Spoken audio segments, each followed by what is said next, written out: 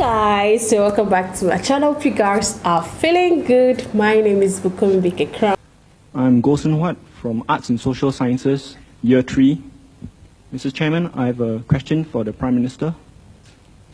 Does the Prime Minister foresee a decline in religious tolerance in the near future in Singapore? I do not foresee, I have already seen.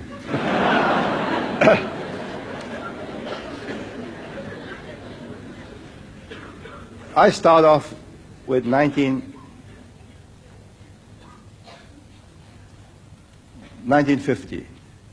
45, I was too young, too busy with my own career. I came back and started practice in 1950. Religion was not an issue. But then you see, Islam had not gone through a resurgent phase. India had got independence, and a secular generation of leaders were in charge, Nehru. In Ceylon, you had a very westernized elite that took over.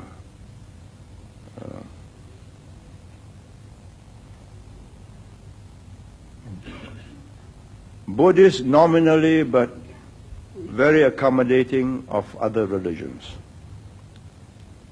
And that was the mood throughout the world, and Singapore and Malaysia was part of that milieu. The climate has turned harsher. If you read Mark Tully on his book on India, he is the BBC correspondent in India, he points to Mrs. Indira Gandhi as the person who made India more Hindu. Because according to him, she was faced with a different situation, and she decided to rally the North, which was Hindu, by appealing to the Hinduness. Meanwhile, of course, Islam had gone through a resurgent phase.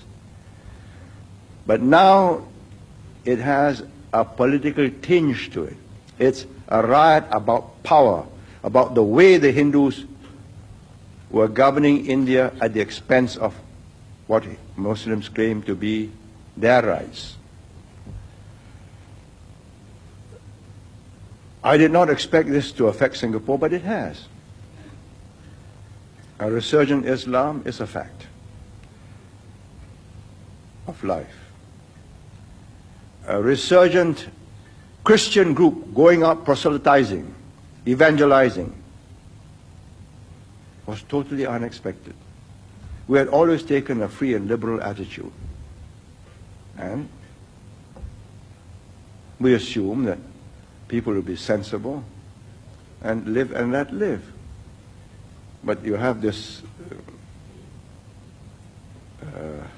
evangelist man called Seward, Nick Seward, some redemption church, what does he call himself? Seward. He says, go out and convert the Muslims. You are entitled to do so by the Constitution. Well, that's not very helpful, is it? It's reached a point where finally the Buddhists came to see me and said, would I open their conference? Because they also feel, what's happening? I thought we were going to live and let live. If this is what is going to happen, I'm going to assert my rights. So I accepted. And he gave me beads and so on. Well, I accepted it. Because nominally I'm a Buddhist. Now, that is the secret of tolerance. That you have a generation in charge, like me, by and large secular in our approach, definitely in how to govern a country, and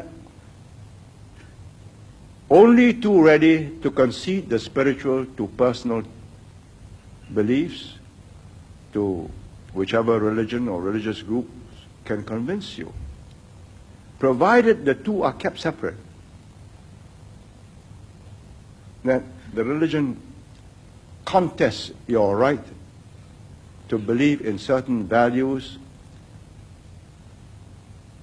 but not to the extent that you push a government into implementing those values at the expense of other groups. Muslims tell me that's not possible. Islam is a total, all-embracing philosophy. The charismatic Christians tell me the same. And if this goes on, we're going to have unpleasantness. Friction there already is, clashes are coming. And my simple position is, let's stop it before it's too late. It's all silly. However hard the Christians can try, they are not going to make Singapore a Christian society. It's just not possible. They have tried in China, it failed. There's something about ancient civilizations, both India and China, the Christians did not convert. They converted segments. You may say it's superstition, that Kuan Yew or Tapa Kung are all superstitions. You may say Ganesh with his blue face and multi arms is again superstition. But it's given succor, comfort, relief to successive generations for thousands of years. Who are you to say that your Bible is not superstition? They have converted whole island communities like Fiji. All the native Fijians have become Christians, but not the Indians in Fiji. So I tell these Christian groups, let's have a sense of proportion. Let's live and let live. You're not going to change the world. Maybe you change a few individuals for a very brief period of time, maybe a few years. He gets excited and he's seen the light. But he's got to live. And you look at the Europeans. They were the earliest Christian nations. They're not excited. Their churches are being deconsecrated and becoming bingo halls. So, why do we need to be excited? But we are going through that phase, and I think sensible, sensitive, but firm government will ride this patch. Soft government trying to accommodate everybody will lead to big mischief. Oh, guys, whew, I didn't see that comment. I didn't expect such comments, guys. I thought he was going to talk more on Islam, but majorly is speaking about religion and why he feels other religions should not overdo things in Singapore, because he believes that Singapore, you know, as far as a Buddhist, you cannot just impose your other religion into them. Just like India now, we have other religion in India. Christianity is lesser. So the way you just bash so much as Christianity more than Islam speaks a whole lot, guys. I don't know his experience was. I don't know what really went wrong, but I just feel like that was really serious for him to say Christians cannot change the whole world. Does that mean in Singapore Christians are overdoing things there and Muslims are not? Or why is it that his major focus was mostly on Christians than Muslims? Why? I'm so curious. I don't know why he bashed so much as Christian, and yes, spoke something about Islam, but I think he spoke more of good things about Islam, but it was more of warning the Christians. He gave Christians warning that they can't change the whole world. This is not acceptable. This and that. Can't just come to another mass country and try to dominate.